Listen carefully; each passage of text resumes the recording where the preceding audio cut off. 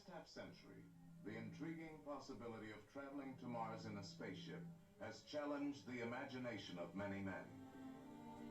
Rocket ships of all sizes and shapes have been designed, but most of them rely on an enormous consumption of chemical fuel to escape the pull of the Earth's gravity. A spaceship using an electromagnetic drive to neutralize gravity is the obvious answer, but such a device is still a dream for the future. However, at the present time, an atomic-powered spaceship has been suggested by a leading scientist in the rocket and guided missile field, Dr. Ernst Stuhlinger, who for some years has been working closely with the rocket engineer, Dr. Werner von Braun. This atomic electric spaceship features a revolutionary new principle that will make possible the long trip to Mars with only a small expenditure of fuel. Parts for this spaceship will be brought up to an orbit by conventional chemical fuel rockets. It will then be assembled in the vacuum of space. This unusual ship will be 500 feet across and will carry a small landing craft for the final descent to the Martian surface. Located at the bottom is a small atomic reactor which furnishes a continuous supply of heat. This heat turns silicon oil into steam. After rising up a central pipe, the steam drives a turbo generator which produces a circular cooler and used over and over again. In the thrust chamber, a platinum grid is electrically charged. The metallic element cesium is vaporized and blown through the white-hot grid. This ionizes the cesium atoms, and they are then electrically blasted out into space at the rate of billions per second. This thrust pushes the ship in the opposite direction. The atomic electric spaceship can operate continuously for a period of years. At the top of the ship, away from the dangerous atomic reactor, is cargo space and quarters for a crew of 20 men. Mounted outside on the thrust chamber assembly is the auxiliary landing craft. When our ship reaches Mars, the landing craft will be released, carrying men and supplies to the planet's surface. A drag chute will gradually slow the landing craft as it streaks into the Martian atmosphere. A few seconds before touching down, the main rocket motors will be fired and the craft will land gently on its nose. Later, the exploration party can return to the mothership by blasting off in the tail section of the landing craft. Here is the plan for our trip to Mars. It will take 13 months and 6 days. Starting 1,000 miles above the Earth, the spaceship will slowly accelerate for 4 months before escaping the Earth's gravity. For the next 7 months, the ship will follow a curved path, finally entering the gravitational field of Mars. An additional 2 months will be spent spiraling into a circular orbit 620 miles above the Martian surface.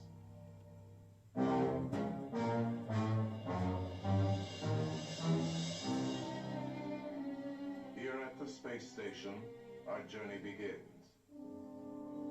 The expedition is comprised of 6 ships. Time, a few minutes before departure. Final checks are being completed.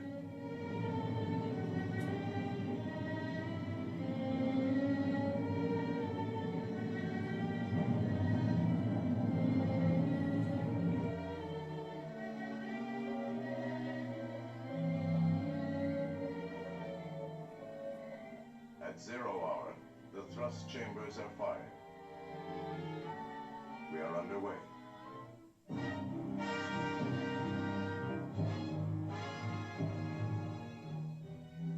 Our fleet climbs beyond the space station, beginning its outward spiral around the Earth.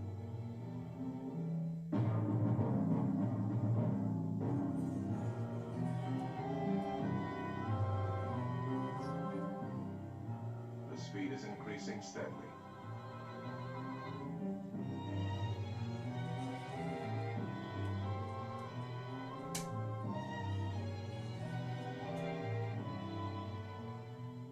After 4 months and 17 days, 850,000 miles out, The expedition finally escapes the Earth's gravity.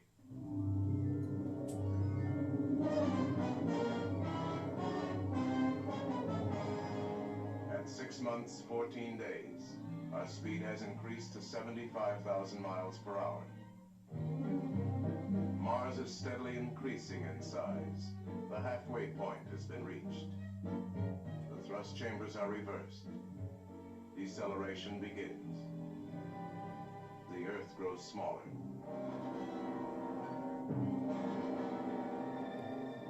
At 7 months, 24 days, crew members witness a spectacular passage of the Earth across the face of the Sun.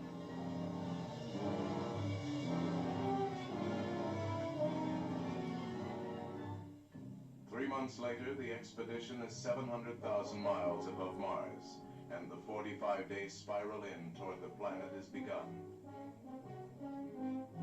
Now, for the first time, the tiny Martian moons Deimos and Phobos are visible to the unaided eye.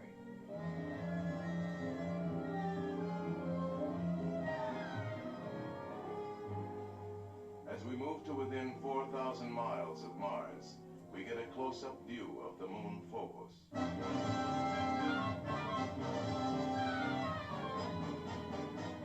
After 13 months and 6 days, our voyage to Mars is finally completed. The ships are orbiting 620 miles above the surface of the planet. Before exploration begins, test missiles are fired to sample the strange new atmosphere.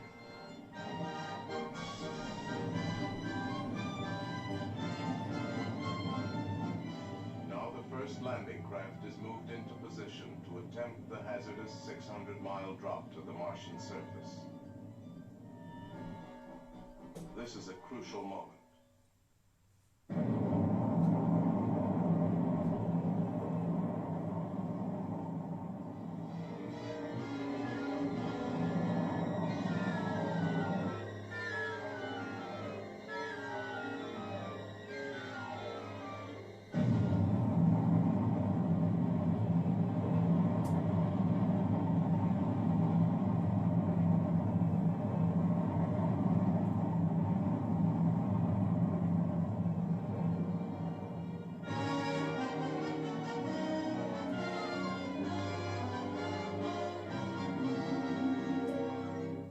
Man finally walks upon the sands of Mars, what will confront him in this mysterious new world? Will any of his conceptions of strange and exotic Martian life prove to be true? Will he find the remains of a long-dead civilization? Or will the more conservative opinions of present-day science be borne out with the discovery of a cold and barren planet where only a low form of vegetable life struggles to survive? These questions will be answered by our space pioneers of the future. In solving the enigma of the red planet Mars, man may find a key that opens the first small door to the universe. Carried forward on the wings of modern science, man in the years that follow may discover the miracle of life as it exists in all its countless forms throughout an infinite creation.